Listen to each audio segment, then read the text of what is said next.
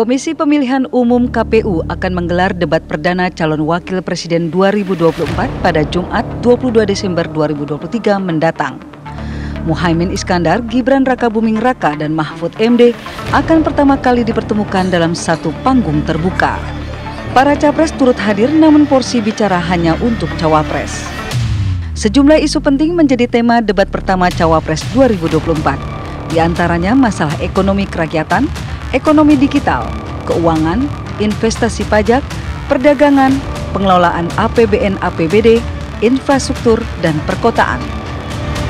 Dengan latar belakang pendidikan dan pengalaman yang berbeda, masing-masing cawapres diharapkan mampu memberikan performa terbaiknya.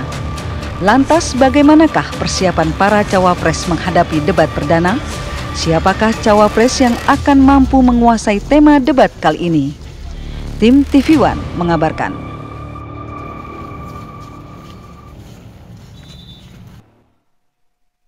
Ya, kenapa, Pi? Seru banget Seru dong. banget, ya kan? Yang mau berdebat sudah mempersiapkan, kita yang nonton juga sudah mempersiapkan. Sebagaimana tadi kita menyampaikan, saya sudah siapkan kue pancong, iya kan?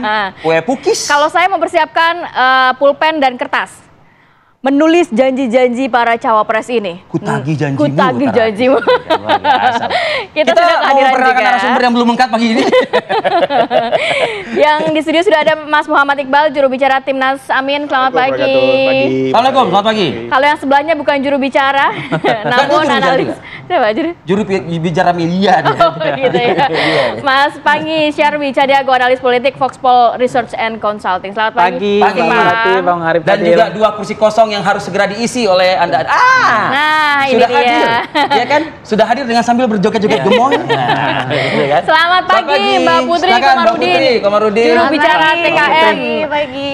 Juga sebagai politisi Partai Golkar. Ya, betul sekali. Apa kabar, Mbak Putri? Alhamdulillahirrahmanirrahim. Assalamualaikum. Waalaikumsalam. Tapi masih kurang satu. Apa tuh?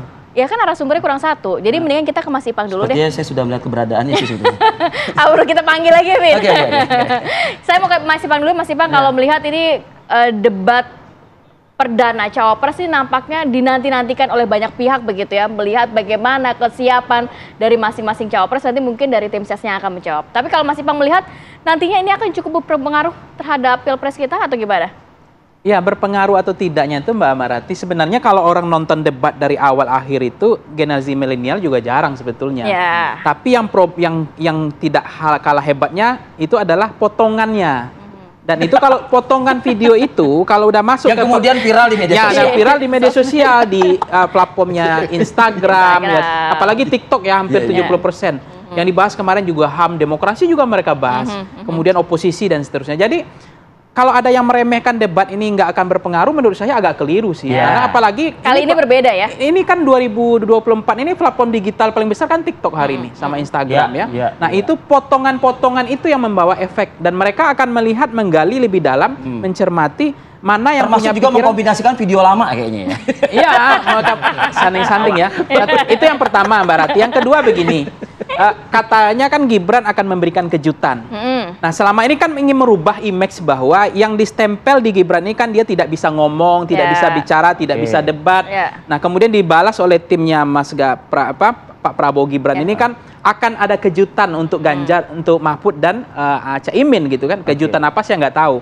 Tapi dalam tema-tema misal perkotaan, kemudian ada infrastruktur, ada pajak, ada investasi, pengelolaan APBN dan APBD. Ya, pengelolaan APBD, APBN dan pemberdayaan ekonomi dan seterusnya.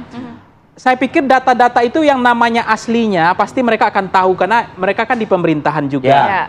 Artinya mereka akan siap tanding dari data, siap tanding dari pengalaman juga, rekam jejak. Dan mereka juga akan pamer semua keberhasilan di Solo. Pasti akan mereka tampilkan gitu. Dengan support data, tim inner circle-nya Presiden Jokowi juga nggak bisa dipungkiri. Maka apakah kejutannya seperti apa, itu yang menarik. Karena memang mereka akan yakin bahwa ingin merubah stempel image bahwa saya tidak bisa berdebat. Itu dulu, bagi mereka ini, oh ternyata luar biasa juga cawapresnya. Jadi ini panggung pertama untuk Gibran membuktikan begitu ya? Ya, ingin mematahkan semua argumen publik bahwa Gibran ini nggak bisa ngomong, nggak bisa debat. Itu saja poin pertama menurut saya. Kalau di panggung ini nggak gol, nggak pecah, Nah, kalau ini nggak percaya, artinya memang bermasalah dengan Gibrannya. Tidak bisa untuk membangun argumen, narasi, gagasan, dan pikiran, menyampaikan visi dan misi program. Yang ketiga terakhir adalah, debat yang kemarin kan ada dua hal yang menarik. Pertama adalah tidak ada podium. Nah, kemarin mungkin karena ada alasan, ada cawapres yang agak emosional, takutnya dipukul kan podiumnya. Tiba-tiba podiumnya hilang. Ini sejarah debat kita nggak ada podium. Sehingga kanan kiri lari-lari, yang tengah lari ke tengah, lari ke kiri, kiri lari ke tengah. Karena posisinya nggak ada. Hari ini mudah-mudahan format debat besok di KPU ada podiumnya. Karena nggak ada yang... Tapi itu sudah terbantahkan Bang Ipang. Jangan lagi kita mengatakan menggebrak meja gitu. Ya, karena disediakan lantai saja langsung bergoyang kalau di lantai. Nah, yang ketiga, ini yang kedua adalah ada fenomena amin kan gitu. Nah, mudah-mudahan formatnya besok ada doa. Kan kemarin hanya apa nama istilahnya? Formatnya itu hanya mengheningkan cipta. Kemarin ada doa kok dipimpin oleh Hasyim Asy'ari. Tapi mengheningkan cipta judulnya. Coba dilihat lagi videonya. Takut nama amin bergema. Nah, ini hal-hal yang gimmick begini kan lucu ya. Sekarang kalau kita foto juga susah pakai tangan kan. Jadi memang sensitif sih konteks sekarang ini. Akan ada kejutan atau tidak ya dari format juga akan ada pengaruh. Nggak tahu kejutan atau enggak sih, yang jelas pokoknya Pak Anton Gunawan sih sudah datang nih di tengah-tengah kita nih. Kita persilakan. Ayo kita bergabung nih. Pak Anton, selamat pagi Pak, silakan Pak. Selamat pagi, Assalamualaikum. Udah komplit semua. Kalau dilihat dari perawakan Pak Anton kayak gurunya Pak Mahfud mungkin ya. Kenapa? Nggak mungkin juga. Yang jelas tiga-tiganya kuning. Tiga-tiganya kuning. Iya. Anda nggak mau ganti baju lo pakai kuning? Iya. Boleh Mas, aku ada loh stok baju kuning di mobil. Oke, tapi begini. Kalau menurut Bang Ipang tadi, ada sosok Muhaimin Iskandar, politisi yang sudah cukup piawai. Ada sosok Prof. Mahfud MD yang luar biasa juga rekam jejaknya. Dan juga ada Gibran Rakabuming yang kemudian menurut Anda tadi, inilah sosok yang ditunggu-tunggu, kan begitu? Anda akan memanfaatkan apa terhadap sosok yang satu ini, Bang? Itu pertanyaan saya. Gitu. Ya, saya kira memang ini adalah momen ya, bagaimana cawapres. Jadi selama ini kan orang menganggap cawapres ini kan pelengkap gitu. Pelengkap ya. Padahal sangat penting menurut kami, karena tadi lagi-lagi kita melihat kondisi bangsa ini ke depan. Ya, kepemimpinan itu kan contoh yang paling penting, keteladanan, ya, sikap, ya, kemudian apa lagi ya, dan juga yang terpenting adalah narasi. Jadi di debat itu bukan hanya kampanye seandainya jikalau akan, kalau jadi. Kalau di debat ya. Tapi harusnya kinerja yang selama ini. Buktikan apa yang sudah. Misalnya kan Gibran dari wali kota, apa yang sudah, walaupun kata orang kan semua program pusat taruh di situ ya, wajar aja dong anak presiden. Jadi kinerja berbeda dengan anak yang bukan presiden misalnya gitu kan. Pak Mahfud sebagai Menko Polhukam, ya, apa yang dia pernah sudah lakukan ya, walaupun tadi Mas Ganjar bilang penilaiannya kinerja hukum 5 katanya kan. Menko-nya Pak Mahfud misalnya. Tapi Caimin kan juga lama juga di pemerintahan. Ya, Caimin juga lama di pemerintahan. Dia juga pernah Menteri Tenaga Kerja. Apalagi ini topiknya tentang kemiskinan, pengangguran ya. Saya kira memang ini adalah momen menyampaikan kinerja. Karena lagi-lagi kita melihat dalam debat-debat itu selalu menyampaikan kinerja orang lain. Bukan kinerja sendiri kayak yang capres kemarin ya kan. Pak Prabowo menyampaikan kinerjanya Pak Jokowi gitu. Kan keberlanjutan Pak Jokowi. Harusnya kan menyampaikan, saya waktu jadi Menhan, saya buat food estate gitu loh. Nah, gimana hasilnya? Sampaikan dong harusnya kan. Berhasil nggak gitu loh. Jangan disampaikan kinerja presiden, itu berbeda gitu loh. Mungkin Pak Prabowo, tapi nggak usah lah kok jadi saya ngomong gitu kan ya. Kalau Anda melihatnya ini akan seru atau tidak nih? Mengingat ada sosok Gibran yang tadi menurut Anda fokusnya kan, ya seharusnya kan kebijakan dia, bukan kebijakan mohon maaf bapaknya gitu. Iya, makanya tadi lagi-lagi ini kan juga pertaruhan bagi anak muda gitu loh. Tetapi lagi-lagi dalam konteks politik orang melihat bahwa muda itu juga harus diimbangi dengan pemikiran yang muda. Pemikiran yang matang, nggak dengan emosi, nggak begini-begini gitu. Gini-gini kan.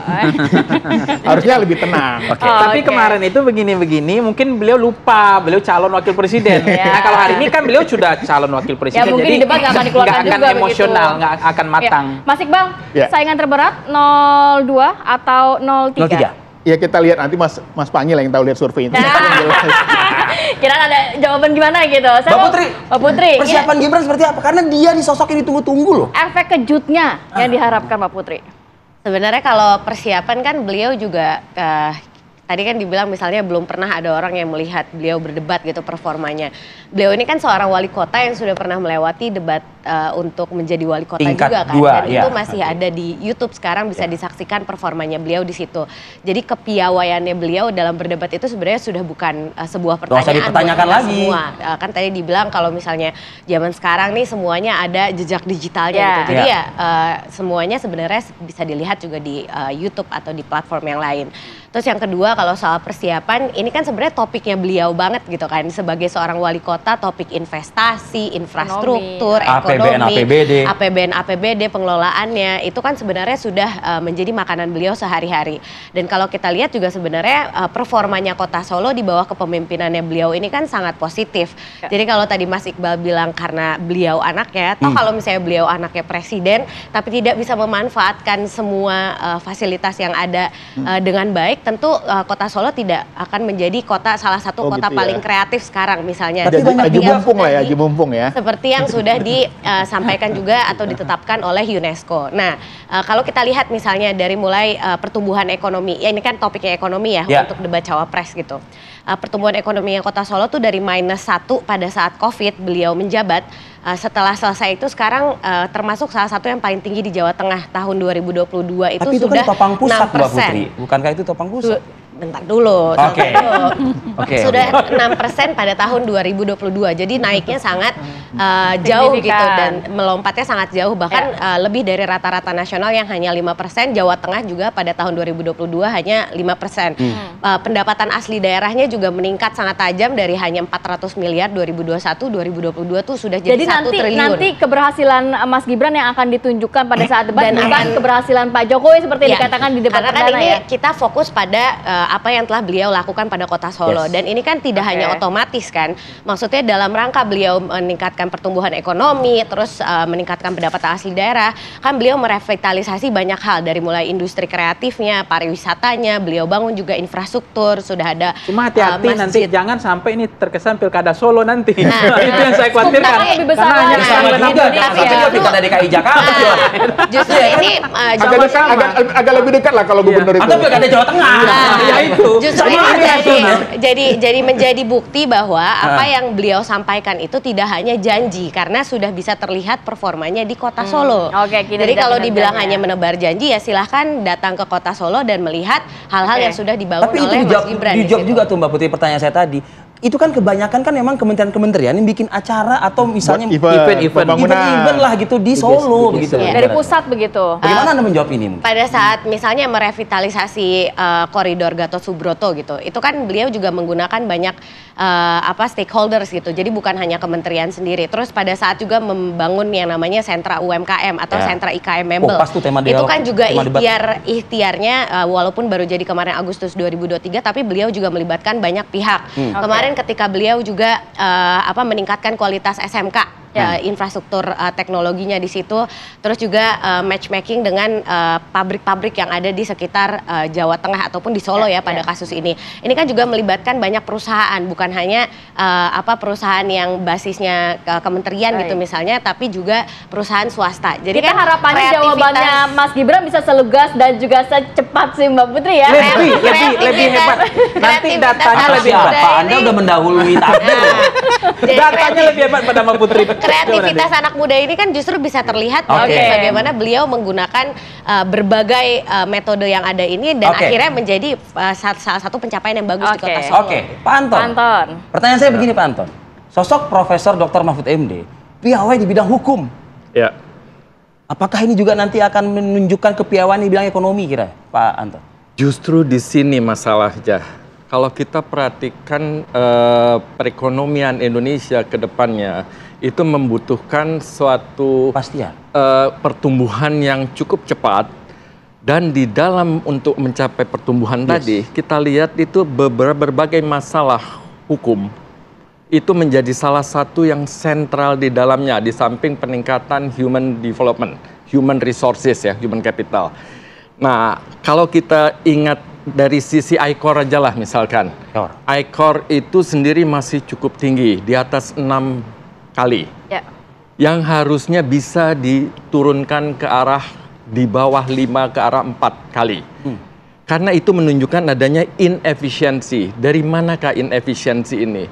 banyak yang kalau kita lihat inefisiensi ini di samping karena kurangnya atau relatif rendahnya produktivitas, ini juga terutama sekali dari high cost economy, termasuk yang kalau dulu istilahnya ekonomi rente dan sebagainya. Oh iya.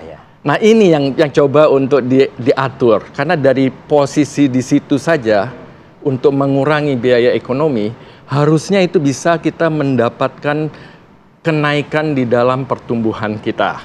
Dan memperlancar segala macam kegiatan bisnis. Kepastian berusaha menjadi sangat penting. Bukan hanya untuk investor luar negeri, tetapi juga untuk investor di dalam negeri. Yang penting itu juga menciptakan lapangan pekerjaan yang menjadi bagian dari semuanya ini. Menarik nih. Pak Anton, tapi bagaimana nanti mungkin Prof. Mahfud MD yang kita kenal dengan sosok yang tegas, lugas, ya kan? Tanpa tedeng aling-aling, begitu ya Bang Iqbal juga Mbak Putri. Ini juga meresapi arahan ataupun juga pernyataan dari Sekjen PDI Perjuangan bahwa Jokowi itu adalah Ganjar, bukan Prabowo Subianto. Artinya apakah nanti akan ada kritik-kritik dari program yang ada saat ini? Mengingat tadi banyak sekali tuh paparan dari Pak Anton yang sepertinya kayak masih belum optimal tuh yang ada saat ini. Memang justru itu ya yang mau diperbaiki. Disitulah kita masuk untuk coba meningkatkan. Apa yang sudah baik di eranya Pak Jokowi itu bukan berarti terus dinihilkan, diganti dengan seenaknya sehingga membalikkan arah, tetapi kita perbaiki, kita lakukan lebih cepat dengan beberapa program-program yang memang untuk mendorong perekonomian untuk semua masyarakat, sebagian besar masyarakat untuk sama-sama mengangkat sehingga nantinya masalah ketimpangan itu juga bisa diatasi. Masalah kemiskinan bisa diatasi untuk bisa menjadi lebih baik. Karena apa? Karena tantangan kita untuk setidaknya kalau kita bicara tentang 2045 itu kita akan menjadi bisa saja akan masuk ke dalam middle income trap. Menjadi tua sebelum kaya kasarnya. Nah, kita inginnya ke sana kan ya, untuk menjadi kaya. Jadi kita coba manfaatkan resources yang ada, termasuk human capital itu tadi yang saya katakan. Baik. Oke. Kita tahan dulu, nanti kita sambung lagi ke Mas Ipang melihat masing-masing sosok dari masing-masing cawapres ini sudah siap semua nanti ya. Tanggapan Mas Ipang seperti apa? Kita sambung lagi di segmen berikutnya, tetap bersama kami.